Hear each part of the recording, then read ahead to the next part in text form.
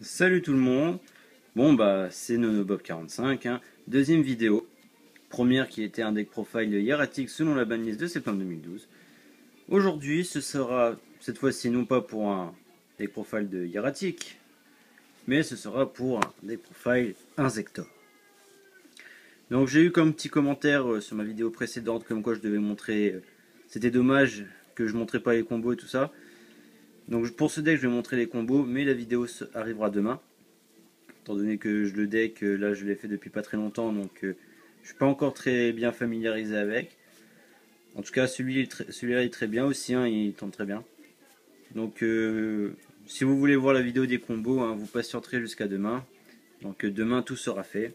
Donc commençons tout de suite par la présentation du deck. L'Inzektor Frelon, hein.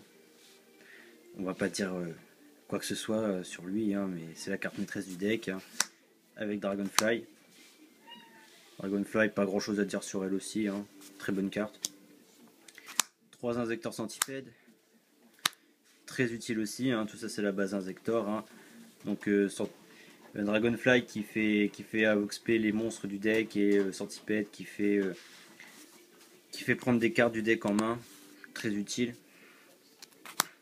Les 3 Ladybug, Ladybug très puissante aussi pour faire les X65, etc. Ou même pour pouvoir utiliser l'effet des autres monstres Inzektor déjà sur le terrain, comme les Centipede et Dragonfly.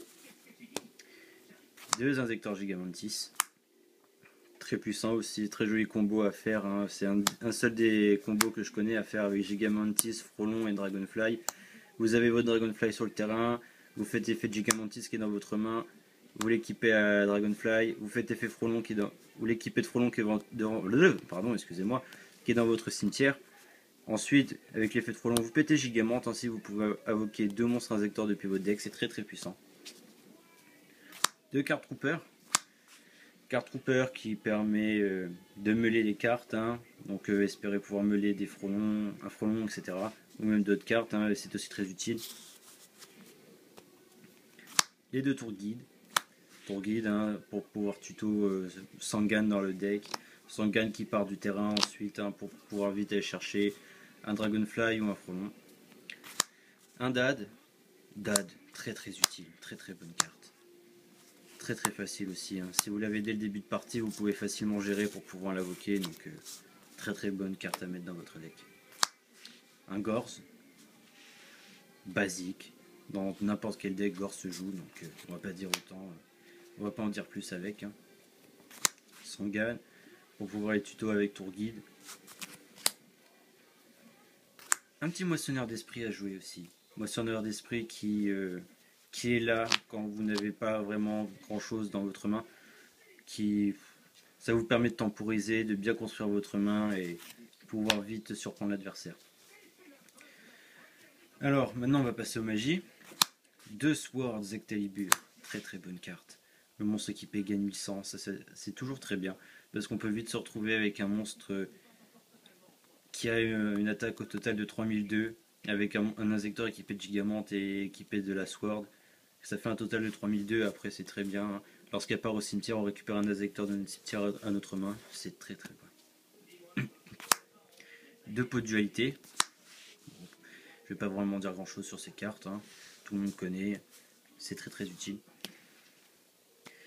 3 typhons. 3 typhons, il faut toujours assurer notre défense contre les MP adverses, hein, donc voilà. Un Foolish, le Foolish qui nous permet, hein, vous le savez très bien, de pouvoir envoyer très vite notre front au cimetière. Les Staples, Reborn, Evistorm et un Dark Hole. Ouais, au dernier tournoi, oui aussi, le dernier tournoi, le tournoi samedi, là, j'ai joué avec mon deck hiératique, j'ai fait un 2-2. Les 2 manches que je perds tout 2-1, je gagne 2-0 et 2-1. Donc hein, c'était très bonne expérience pour mon deck, hein. Donc après, hein, voilà, je sais plus combien j'ai terminé. Donc après dans le booster de l'eau, hein, j'ai eu le violent orage en rare. Donc, voilà quoi. Ensuite maintenant pour les pièges, 3 rugissements menaçants. Les rugissements menaçants vous protègent, évite que vos monstres, vos Dragonfly, Centipede, etc. qui sont sur votre terrain soient pétés durant le tour. Donc c'est très important dans le jeu 3. 3 calls. 3 calls, on joue beaucoup avec le cimetière, hein, comme par exemple on meule des sortipèdes, on peut même meuler un Dragonfly avec l'effet de la carte Trooper, etc. Les 3 calls nous permettent vite de les ramener, ou même par exemple un truc très simple. Le call est ciblé par un MST ou par un Heavy, etc. Chaînez, vous chaînez avec votre call. Vous invoquez soit carte Trooper, après votre call part au cimetière, il part aussi avec carte Trooper. Vous piochez, ça vous permet de piocher, ou si Sangan, vous pouvez chaîner aussi, cibler Sangan à la place d'un carte Trooper, et pouvoir aussi aller chercher un monstre dans votre deck, donc c'est très utile aussi. Hein. Les 2 avertissements divins. Avertissement divin, comme j'ai dit dans ma première vidéo, quand j'ai présenté mon deck erratique, une carte qui commence à être jouée dans quasiment tous les decks, hein, donc on va pas vraiment revenir là-dessus. 2 torrential. Torrential, hein, très utile. Hein. On se protège de tout, hein, de toutes les invocations ennemies, etc. 2 dispositifs d'évacuation obligatoire. Ça vous permet de renvoyer des Xyz ennemis qui sont sur le terrain, comme par exemple les Zenmain, etc. Donc ça peut très bien faire très embêtant pour l'adversaire. Et on finit avec une force de miroir. Bon, je vais pas dire grand chose là-dessus. Donc le main deck est composé de 42 cartes. Et donc maintenant passons à l'extra. Un Dragon Gaïa, le chevalier, mais qu'est-ce que je dis? Le chargeur de tonnerre. Donc lui on peut le chaîner avec Tiras. Quand c'est le dernier matériel de Tiras, on peut très vite le chaîner dessus. Hein. Donc ça vous fait un monstre à 2006. Hein. Même si Tiras à 2006 aussi, mais ça vous fait un monstre perse. Bah, parlant de Tiras, avec Adreus, son coéquipier. Bah, très bonne carte, hein. Tiras immunisé contre des cartes, les Dark Hole, toutes les cartes qui font péter qui pourraient le péter. Hein. Adreus, on le joue quand on a des cartes à détruire, des gros monstres à détruire sur le terrain adverse. Hein, donc voilà quoi. Un numéro 39 Utopie. Bon, basique. Hein.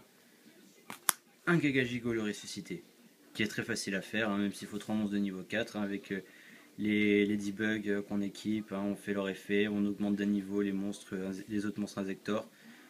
On peut très vite se terminer avec plein de monstres de niveau 4 sur le terrain, donc rang 4 de 1950, c'est tout simplement magnifique.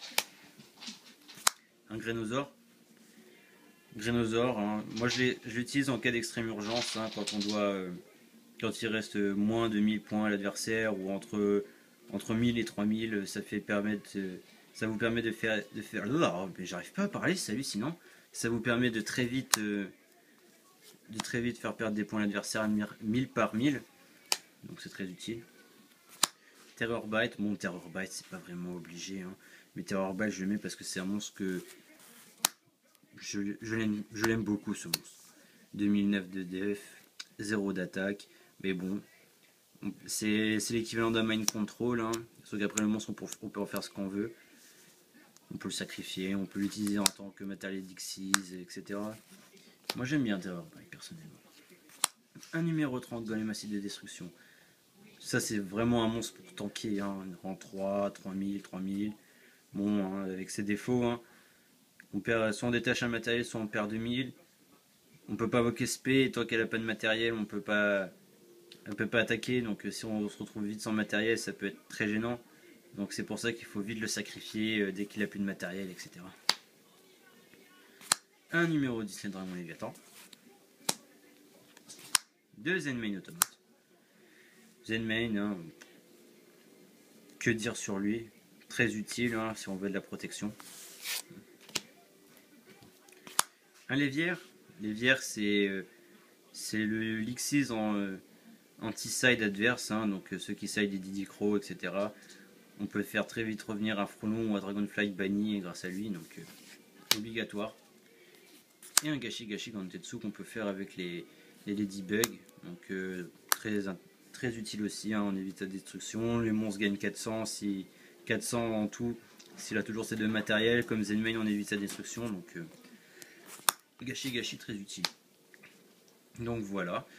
Maintenant, conseil à donner encore, hein, si vous avez des conseils, que ce soit des rappels, etc. Je voulais dire aussi, s'il y a des personnes intéressées par un BLS, je trade un BLS, donc s'il y a des intéressés, laissez un commentaire.